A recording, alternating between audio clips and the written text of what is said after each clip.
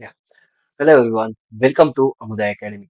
So in this video, we are going to learn a very important topic that is forfeiture of shares. So what do you mean by forfeiture of shares? So let us understand it. Yeah. So forfeiture of shares, which means cancellation of shares. So what do you mean by that? Cancellation of shares. Yeah. Uh, are you understanding my handwriting? I don't know. So this is cancellation of shares. Okay. Why a company will cancel the shares? Why a company will cancel the shares? The first thing, let us understand a shareholder or a company issued 5,000 shares at 10 rupees. So on application, the company should receive 3 rupees. On allotment, the company needs to receive uh, 2 rupees. And first call 3 rupees, and the second and final call, the company needs to receive 2 rupees. Right. So out of this 5,000 shares issued, and think everything is bought by public. So out of this, a shareholder having 500 shares couldn't pay, couldn't pay. Just a second. Let us say he paid whatever 500 shares who holds that shareholder paid application money and allotment money, but he couldn't pay first call and second call. So company will send a notice, so asking for the payment for this much of shares you have due, you need to pay. So if the shareholder couldn't pay after the notification or notice also, then the company will cancel the shares. The company will cancel the shares. So what company will do having these shares? No, then they'll cancel and then they will reissue. So reissue we will learn afterwards, but after forfeiture, that is cancellation of shares, they will reissue to new shareholder. So did you understand why a company will cancel the shares? Yes. So in forfeiture of shares, we have two types. So when company issued shares at par, and a company when issued shares at premium. Right. So under premium also we have two types. Under premium also we have two types. Like if premium received, if premium received, if premium not received, received. So we have two types. So what do you mean by that? Like I will explain in a basic way, then we will understand while doing practical problems, right? So issued at par and premium received, both will have same journal entries. Both will have same journal entries. But but when company couldn't receive the premium, the company needs to show it separately. Show separately.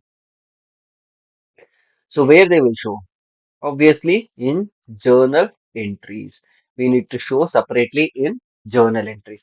So why we need to show it when not received, and why we won't show when it is received? So let us understand it clearly. So when premium received, let us say 2 rupees premium received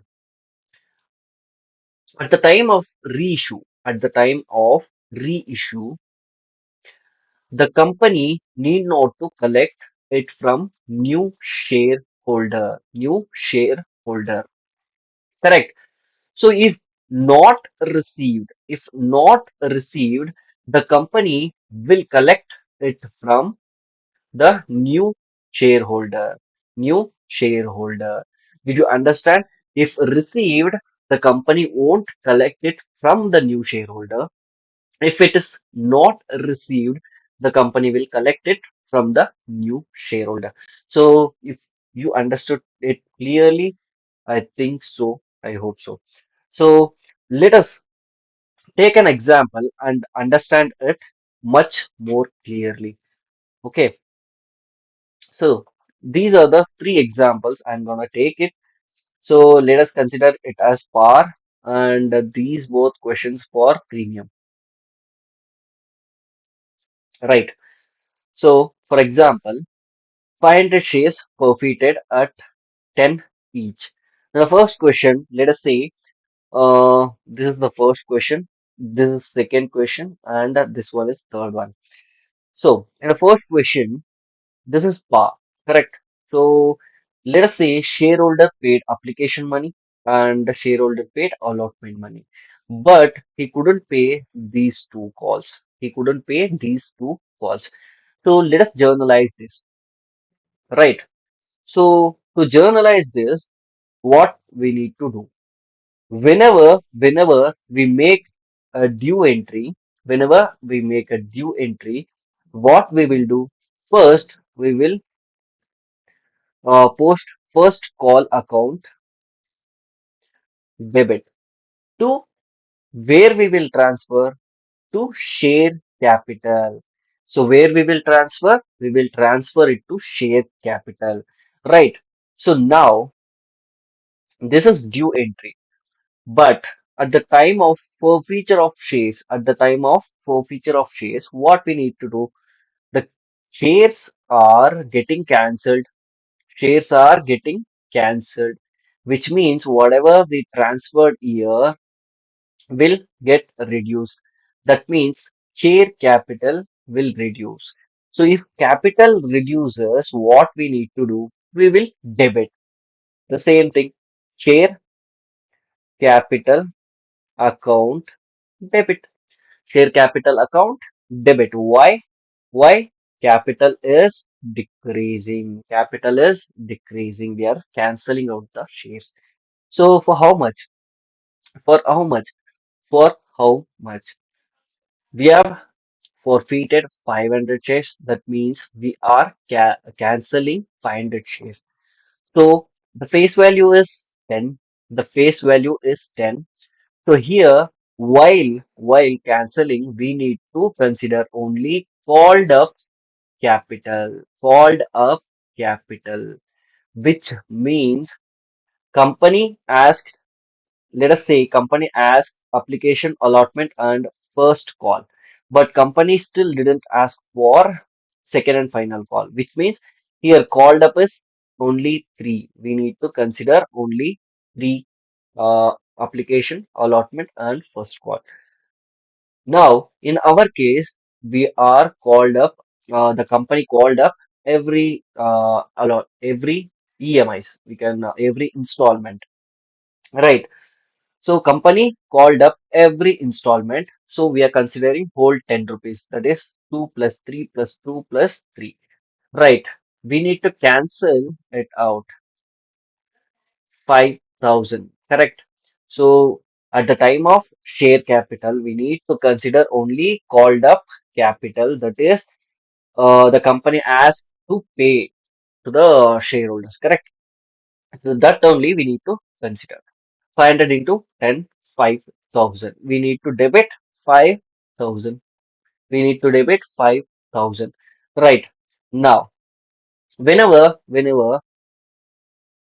we make it due, here, calls account, why it gets debited? Because it is receivable asset increases.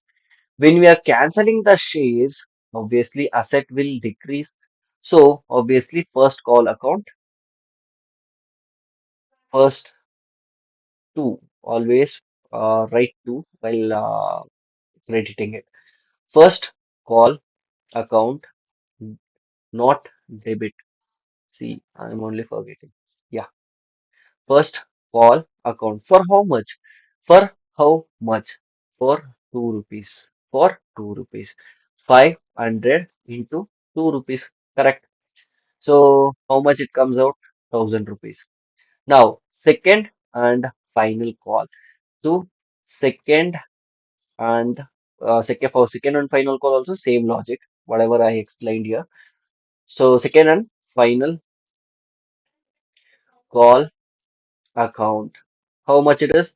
500 into 3 rupees, that is 1500. So now one more thing, I need to explain.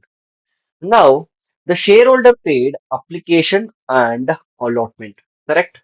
So the shareholder paid application and allotment of rupees 5, correct? Both 2 plus 3. So this amount company won't return to the shareholder.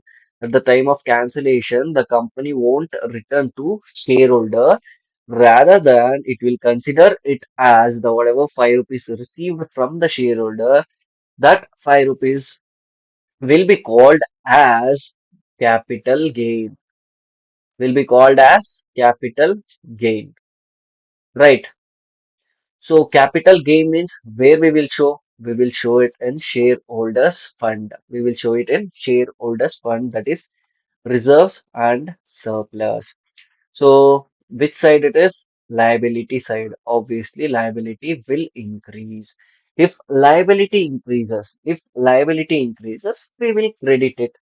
So to forfeiture account,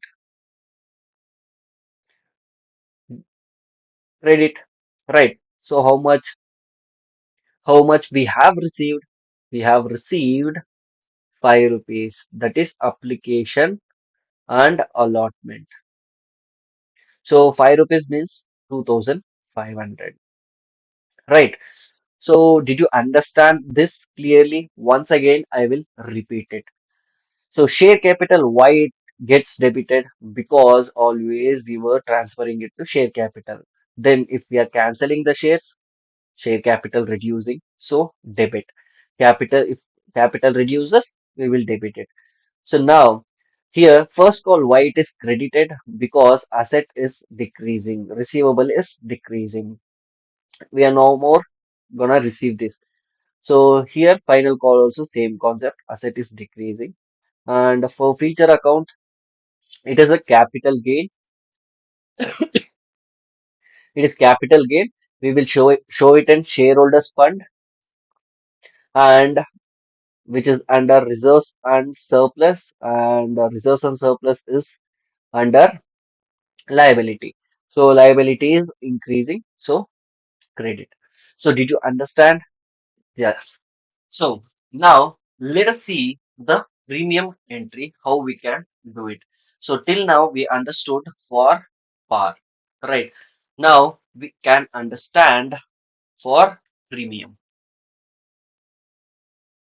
So premium if received, premium if received, I already explained that premium if it received, it is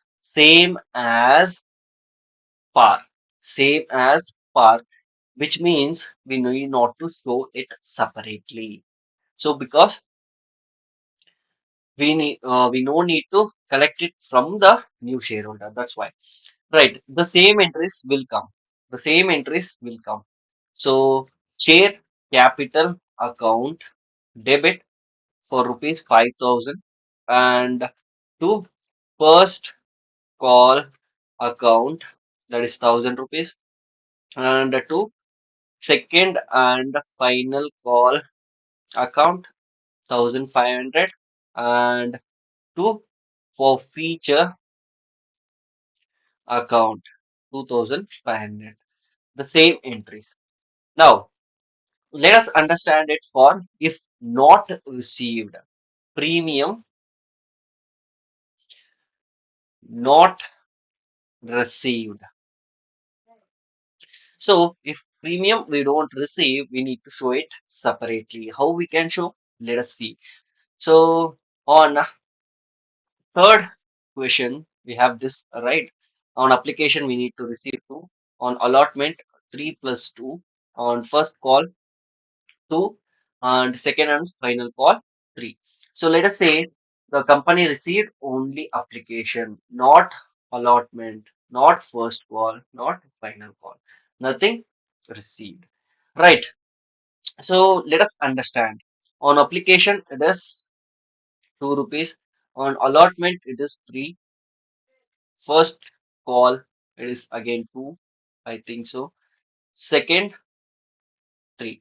So on allotment, we need to receive 2 rupees. But we only received application, not this, not this, not this. So how we can journalize this? The first entry is same. Share capital account will get debited for 5,000. Right, will get debited for 5,000. That is 500 into 10. Now, now, so from the allotment, we didn't receive anything. So, which means we didn't receive premium also. Correct.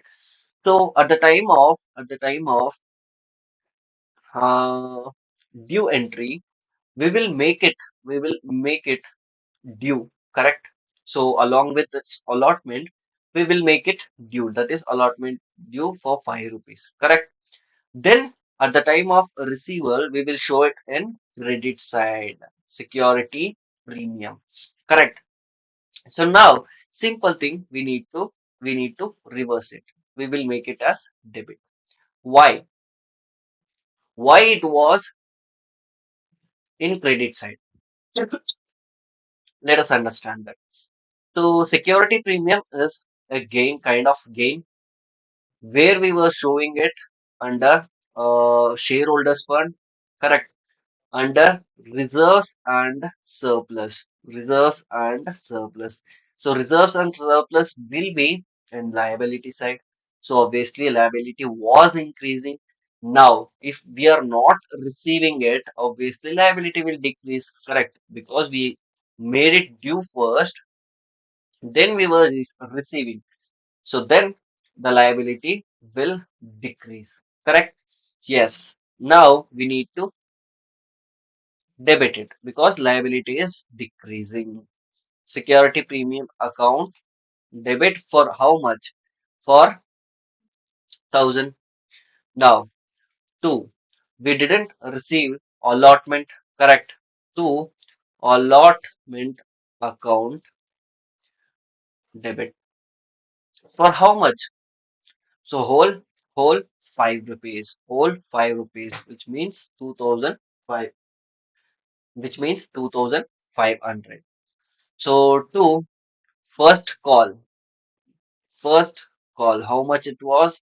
So first call is 2 rupees into 500, that is 1,000 normal. To second call account, that is also normal 1,500. Now to forfeiture account debit. Sorry, not debit, it is credit. Okay, yeah. So how much we have received? Only 2 rupees. So 500 into 2,000 rupees. So if not, you can make it as a balancing figure. Balancing figure. Let me show it. Let me show it. Yeah. This side it is 6,000. Correct. Now 6,000 minus 2,500 minus 1,000 minus 1,500, which means we need to minus 5,000 from 6,000. The balance is 1,000. Like this also you can do. So you need to know why forfeiture, from where it comes from. So it comes from received amount. So that's it. So with this, we are finishing out and you can note it down. If not, pause the video and you can note it down. Right. So question also you can note it down. And these theories also very very important, and this forfeiture basic logic also. Yeah, with this we are winding up this video. Thank you for watching. We'll meet in our next video. Please don't forget to subscribe. Thank you for watching.